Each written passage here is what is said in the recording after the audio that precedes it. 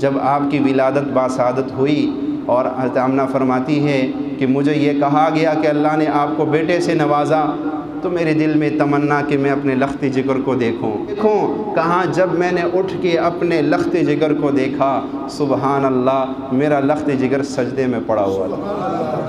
آتے ہی میرا لخت جگر سجدے میں پڑا ہوا تھا۔ امت کو یہ پیغام دے دیا کہ سجدے کو معمولی نہ سمجھنا، سجدے کو معمولی نہ سمجھنا، سجدہ بہت بڑی چیز ہے کہ کائنات کے اندر آتے ہی پہلے سجدہ اور جاتے ہی سجدوں کی فکر۔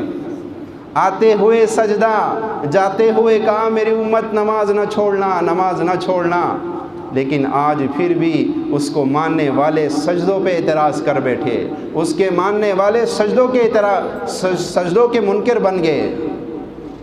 آج ہمارے پاس دوستوں کے لیے وقت ہے، کھانے کے لیے وقت ہے، اپنی ضروریات کے لیے وقت ہے، سجدے کے لیے ہمارے پاس وقت نہیں ہے۔